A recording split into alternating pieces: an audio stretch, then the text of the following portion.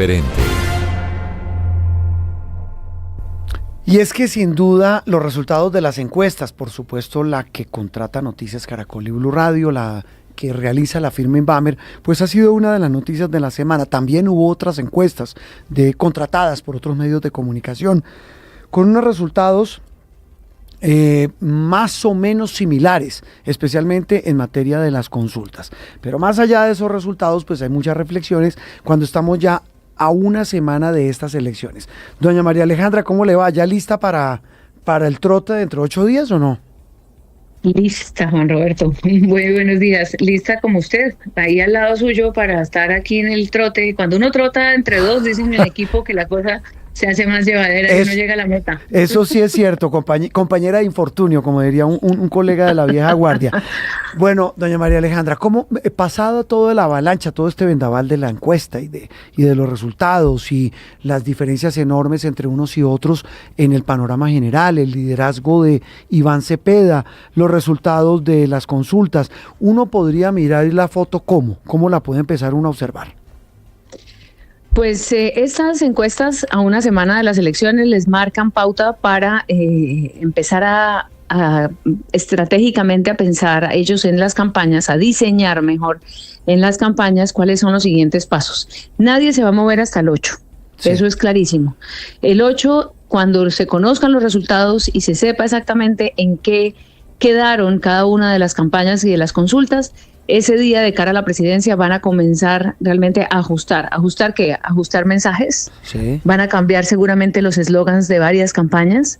Van a empezar a planear nuevas estrategias. Vamos a ver seguramente candidatos haciendo cosas o diciendo cosas que hasta este momento todavía no se lanzaban a decir. Haciendo propuestas de alianzas que ya se vuelven pragmáticas, es decir, ya empieza a correr el tiempo de esos 2 meses y medio que quedan hasta el 31 de mayo y cada día cuenta. Así que esta semana es de tensión, primero para ver si se comprueban las proyecciones de las encuestas. Seguramente en el manejo político ya interno entre partidos y maquinarias, etcétera, a nivel regional, aquí la clave es convencer a quienes se lanzan al Senado y a la Cámara, ya bien sea partidos o personas que participen y que ayuden a empujar esas consultas. Aquí se están jugando esos dos escenarios, ¿no? ¿Cuántos votos tienen las consultas? Y realmente, pues a lo que más les interesa a los congresistas es elegirse o reelegirse. Y no tienen tiempo de irse a apoyar a otros candidatos. Entonces ahí depende. Y se está moviendo, seguramente todas las empresas electorales están moviendo presupuestos esta semana de una manera impresionante. No, pues imagínese, y asumimos, y sabe que me quedo con esa, usted siempre ha insistido con eso en público y en privado, y lo hablábamos hoy con el procurador, quien va a estar el domingo en Colombia Decide, junto al registrador hablando de paz electoral, y dicen, mire, la elección de Congreso es muy distinta a la presidencial. Y esto hay que esperar cómo queda el Congreso, más allá de las consultas, y si quiere ya hablamos en un momento de consultas. Pero decían los que saben, el mismo procurador lo dice mire, que conoce, pues fue secretario del Congreso tantos años. Claro, se conoce ese todo. Sí que conoce cómo se mueve ese mundo de la política en el Congreso. Y él dice, mire, las elecciones de Congreso hay que esperar cómo queda conformado, y coincide con usted para saber qué viene después. Es decir, ahí comienza realmente la campaña presidencial, después del 8. Claro, porque en este caso lo más importante es que los congresistas, bien sea los senadores que se quieren reelegir, sigan en el Congreso. Y las apuestas nuevas, quienes han ingresado a las listas, por ejemplo, cerradas, tienen alguna comodidad, porque pues van de la mano, bien sea del Pacto Histórico, del Centro Democrático, de algunos más que van en lista cerrada. Pero los que van en lista preferente, que tienen que pelearse botico por su número, por su casillita, sí. Eso es una empresa muy complicada, porque vaya usted a recordar entre la cantidad de candidatos que hay de cada partido, de cada movimiento político, pues el número para ganar la preferencia. Y ya ni le digo en la Cámara. No, pues ¿cómo? Pero al mismo tiempo, Juan, a mí me parece, ¿sabe qué? Es interesantísimo de todas maneras. No, pues, a pesar de todo, y como lo miramos así con con ciertos, pues porque las costumbres políticas son muy complicadas y muy cuestionadas, pero a pesar de eso es muy interesante, Sí, porque ¿no? la gente vuelve a tener que pensar en las personas que los representan, en los temas importantes, etcétera. Exacto. Mire, es que escuchando a la María Alejandra, ¿por qué no hacemos un poquito de pedagogía? Empecemos con el tema del Congreso. Usted hablaba de la lista cerrada y de la lista abierta, de la lista preferente. ¿Cómo funciona eso? La lista cerrada es la decisión de un partido de poner una lista de personas de 1 a 100, Sí. en algunos casos ponen unos 103, que son la composición total del Senado. Vamos a hablar de Senado, y en ese número de listas, cuanto más votos tiene el partido, o sea, el logo del partido, más número de congresistas, de personas de esa lista entran a ser congresistas. María Alejandra, en el tarjetón que le entregan al votante el domingo próximo en Senado, sí, esa lista cerrada, en esa lista solo aparece el logo del partido. Aparece el logo del partido y el espacio en blanco. Okay. Entonces usted solamente tiene que decir, y en eso la norma y la inspiración, digamos, de por qué está hecho así, es para que los partidos sean fuertes, para que los militantes del partido, estén inscritos o no, crean y confíen en su partido, sí, y en esas directivas que han puesto allí unos nombres. Ahí, por ejemplo, la tarea del ciudadano y también de nosotros es ver los nombres que sí están detrás de ese logo. Sí. Porque claro, pues pueden meter cualquier tipo de nombres y ahí hay que pensar en la experiencia de las personas, en el reconocimiento de la labor legislativa, en lo que han hecho antes, si han presentado proyectos de ley o no. En sus antecedentes, si son, claro. Si son nuevos, exacto, si son nuevos, de dónde salieron. Y porque entonces ahí hay unas cosas que terminan siendo simpáticas, también poco folclóricas de nuestra democracia. Claro. Pues la gente que tiene votos, entonces ¿quiénes tienen votos? Bien, los de las casas políticas de toda la vida, los que tienen estructuras en el concejal, en el edil, en el diputado, en fin, que tienen estructuras y entonces tienen las casitas donde se reúnen y la gente va y los líderes de las regiones y tal. Esa es una parte de la gente que ya tiene votos, que puede decir, es que yo tengo, uno escucha decir, ¿no? No es que yo tengo 20,000 votos, no, es que yo tengo 15,000, no, es que yo tengo no sé cuántos, o 150,000 en el caso de algunas listas importantes. O sea, en el Partido Liberal, por ejemplo, Lidio García, que ya es presidente del Senado, pues podría perfectamente decir, pues yo tengo más de 100,000 votos. Hay congresistas de más de 100,000 votos, hay poquitos, pero esos normalmente jalan también las otras pequeñitas. Claro. Y la otra es la abierta. ¿Esa cómo es? ¿Cómo funciona? No, y la otra es la que se llama la lista preferente. Sí, pero sabe que antes de la preferente una pregunta. Y esto no es, faltaba más que digan ahora que estamos induciendo a la gente a votar por una lista a la otra, pero es que el ejemplo es muy claro. El Centro Democrático puso su lista cerrada, donde está el expresidente Uribe. El expresidente Uribe suele hacer eso porque desde que él es un líder político tan reconocido y tan fuerte, desde hace ya unos años, cuando ya creó el Centro Democrático, acordémonos que Uribe ha montado bastantes partidos, el partido de la U, uno que se llamó Primero Colombia en su momento. Entonces, este Centro Democrático, ellos apelan a que la figura de Uribe es tan fuerte, que por ejemplo, él se pone en el número 25. Sí. Se pone el número 25 un poco para no salir, porque es difícil sacar 25 senadores, la verdad. Ellos pueden apostar a crecer, todos los partidos apuntan a crecer. El Pacto Histórico, que también hizo eso en este caso, también tiene lista cerrada. Pues el presidente Petro lo que hace es que su figura y su fuerza en el pacto le dé para que la gente vote por esa figurita de colores y que se vaya hasta el número que pueda. Y en el Centro Democrático igual, y ahí ahora se me pierde aquí el tarjetón, pero hay otros partidos que también apuntaron a las listas cerradas. Aquí lo estaba viendo, mire, el Pacto Histórico. Sí, claro, está justo al lado del Centro Democrático, también es lista cerrada. Y ahí déjeme decirle que ahí es donde muchas veces se concentra la mayoría hoy en día ante esta mirada, de esta medida de fuerzas entre las dos, entre el Centro Democrático y el Pacto Histórico, que es un poco lo mismo, así formalmente. Los extremos, sí. Sí, así realmente no, de la estrella pues no sea el Centro Democrático formalmente, pues esas dos peleas se están dando en el Congreso de forma, pues digamos, como la más preponderante, pero usted iba a señalar los otros que están ahora de sí lista cerrada. Ahora sí, no, estaba viendo, mire, aquí el Pacto Histórico, estaba viendo el movimiento, si no estoy mal, es el del alcalde, no, esa es preferente, esa tiene, mire, estoy viendo aquí, otra que se llama Patriotas, está también cerrada. Sí, Oxígeno. sí, Oxígeno también es que es la cerrada. de Ingrid Betancourt, es cerrada. Claro. Y hablemos ahora sí de las preferentes, de las que tienen número. ¿Qué es una lista preferente? La lista preferente es cuando el partido llama, esto cambió cuando se habló de la circunscripción nacional de Senado, Sí. y es dejarle a los senadores, a los individuos, digamos, a las personas, que busquen los votos por todo el país. Entonces, yo soy el número XX, Sí, ¿cierto? Para no sí. mencionar ningún número. Exacto. Y me lanzo al Senado por el partido XX. Sí. Entonces, yo tengo un número y tengo mi partido. Mi lucha para conseguir votos, además de hacerme conocer y todo eso, es que la gente se grabe, si yo les gusto, si les parece interesante mi propuesta, en fin, lo que sea, que marquen ese partido XX y luego mi número XX. Mi número, o sea, es una competencia entre los de la lista, entre los mismos de la lista. Eso le iba a preguntar, María Alejandra, por eso hay cuñas en radio, en televisión, o incluso cuando uno los entrevista en la Plaza Caracol, que dice, mire, yo soy Juan Roberto Vargas, candidato de tal partido, soy el número tal. Sí, por eso es. Entonces, ¿qué tiene el votante que asegurarse durante esta semana? Porque durante esta semana realmente es donde la gente ya dice, ay, ¿por quién voy a votar? Y pregunta, ¿no? Digamos, uno por quién vota Senado o por quién vota Cámara. Entonces, cuando uno decida y encuentre la respuesta, pues se va directo al tarjetón y dice, yo voy a votar por este partido, y le pone la X al logo del partido. Sí.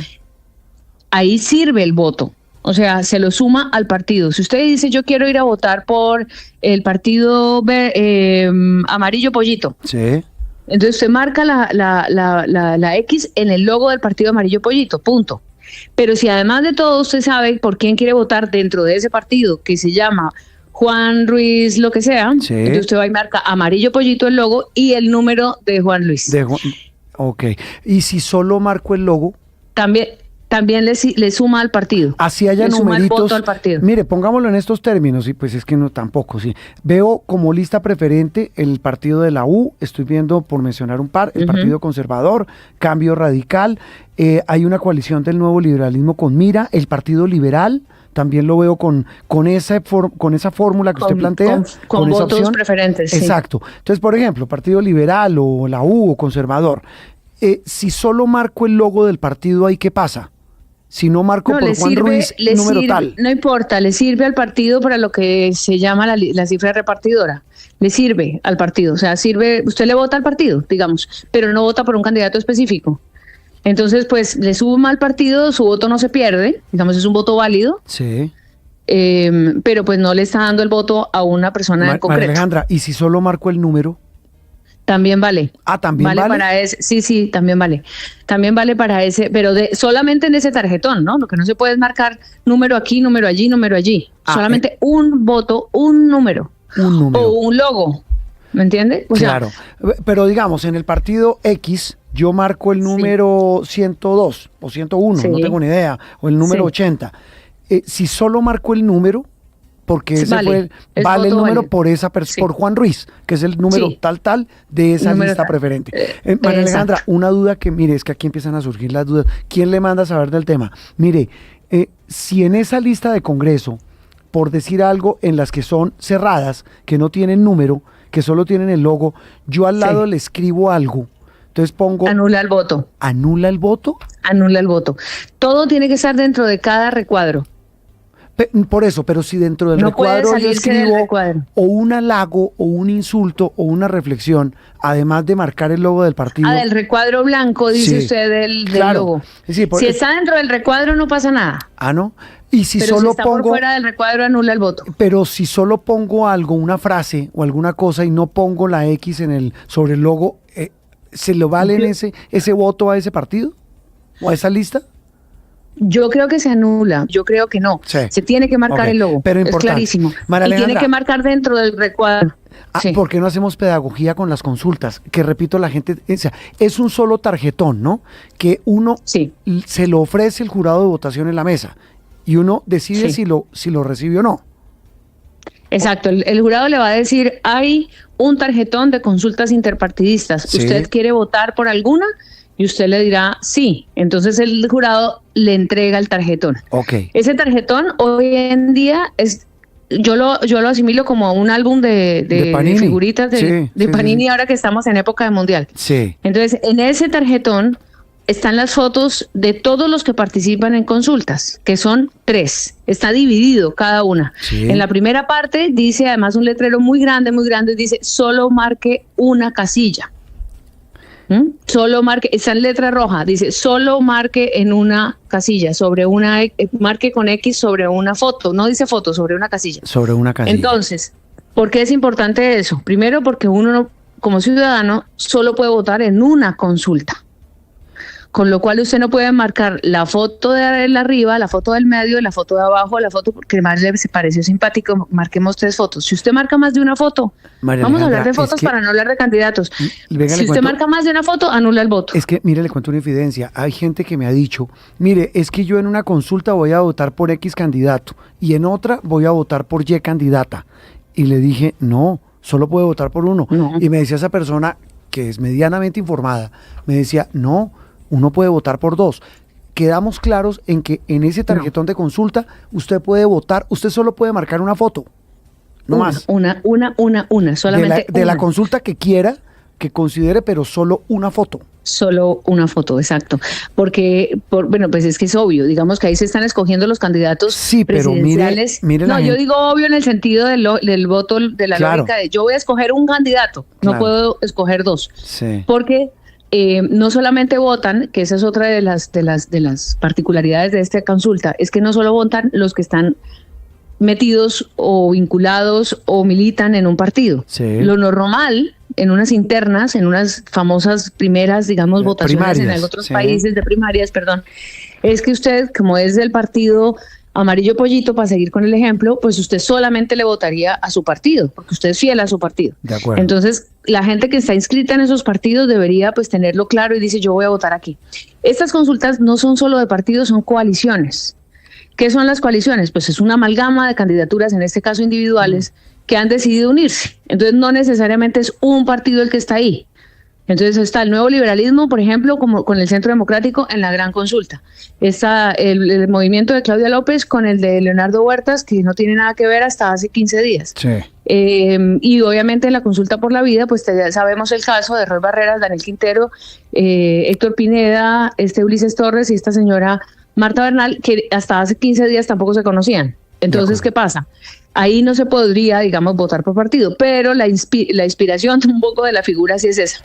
Por tanto, sin meterle tanta carreta, hay que ir y decidir si usted quiere que estas personas gane el paso a la primera vuelta, porque aquí lo que se están jugando es que pasan directo a primera vuelta, obligados, además. Quien gane no hay opción. Eso, María Alejandra, ese es el otro punto que le iba a plantear. Quien gane cada una de las consultas, surtido el trámite del próximo domingo, obligatoriamente tiene que ir a la primera vuelta. Obligatoriamente, y eso tiene un sentido, y es que usted no puede engañar al votante. El votante, que se constituye, digamos, el jefe de todo el proceso electoral, es el votante, es el elector. Entonces, la voluntad del elector es que usted fue y votó por el señor Pedro. Sí. Ese señor Pedro, si gana, si la democracia le da la mayoría, que además es una mayoría simple, es decir, que gane más por encima de cualquiera, pero pueden ganar por 50 más 1, o sea, una votación. Si hay un empate, pues gana el que tenga un voto más. Pero cuando gane ese personaje por el que yo voté para que él sea candidato. No voté para que vaya ni a otra consulta, ni para que vaya para su casa y se arrepienta, pero digamos que, para que vaya y hable con el jefe político. Ese es el deber ser. Pero para terminar, María Alejandra, pero si se baja, ¿qué pasa? ¿Hay alguna multa, un castigo? La norma dice que hay una multa en cuestión de los gastos que hace usted incurrir al Estado para hacer eso. La multa se puede pagar, no es muy fácil, porque en este caso, como es un solo tarjetón, pues hay unos que dicen que no está escrita la fórmula del pago que deberían pagar, que se debería hacer la multa, porque en este caso hay un solo tarjetón. Normalmente dirían, no, pues vamos a pagar el tarjetón de mi consulta y yo me bajé. Pero por medio de eso, además de eso, que es el costo en el que incurrió el Estado para que yo me elija, es la falta de seriedad y de confianza con el elector al que yo le pongo mi nombre, vota por mí y luego le digo, ay, no sabe qué, que me fui para la casa y me dijeron, mi mujer me dijo que no. Pero en política hay de todo, entonces por eso la pregunta. No, pero no se puede, pero realmente nunca ha pasado, Juan. ¿No? O sea, siempre la gente de las consultas se va mantiene a la primera vuelta. Okay. Tiene que ir a la primera vuelta, con lo cual lo que estamos eligiendo en esas consultas, quienes van a votar en esas consultas, 3 candidatos que van a la primera vuelta. 3, porque de cada consulta solo va a ganar uno. ¿Y sabe con qué me quedo? Con la reflexión suya. Esto arranca el 8, a las 6 de la tarde o el 9 temprano. Digo, la campaña a la presidencia. Claro, arrancan todas las reflexiones de con quién me uno, cómo hago, a dónde apelo, dónde están los votos, qué fue lo que pasó. Bueno, todas esas medidas que lo hacen los que están en la campaña, pero para los ciudadanos, que somos realmente los que más deberíamos tener en cuenta frente a una elección, nos quedan 3 candidatos fijos a la primera vuelta, que salgan de ahí. Sí. Y de ahí tenemos que esperar a ver quiénes se inscriben, que la fecha es el 13 de marzo. Sí, o sea, la siguiente semana. Ya inscritos a primera vuelta para que queden en ese tarjetón. Entonces, el 13 de marzo se inscriben, ojo, con figuras a la vicepresidencia, con fórmulas. Eso es importante, porque es que ahí ya destapan su carta, que es clave para la elección. ¿Cuándo se cierra, es decir, cuándo se diseña el tarjetón definitivo para la primera vuelta? Yo creo que es una fecha como finales de marzo. Sí. O sea, se pueden inscribir, que a veces lo hacen así, por inscribirse, inscriben, digamos, al primo hermano de la mujer en la vicepresidencia y luego pueden hacer cambios. Eso es importante, también se puede cambiar. La primera fecha es el 13, pero la siguiente para hacer los cambios no se la tengo aquí. Bueno. Pero es a finales de marzo. Es a finales de marzo. María Alejandra, termo para café y para suero, porque tenemos mucho trabajo esta semana. Así es, esta semana es definitiva y ojalá que se definan, sobre todo la gente en votar, en participar. Eso. Yo creo que lo más importante es que la gente al final, con todo lo que hay de movida electoral, imposible que la gente, bueno, muchos escépticos, ¿no? Que no participan. La abstención también es una opción de la democracia, pero pues ojalá que hubiera una participación alta, para que no nos quejemos. Acabe de descansar y nos vemos pronto. Bueno, buen día, Juan Roberto. Opinión, análisis y mucho más aquí en Sala de Prensa Blue.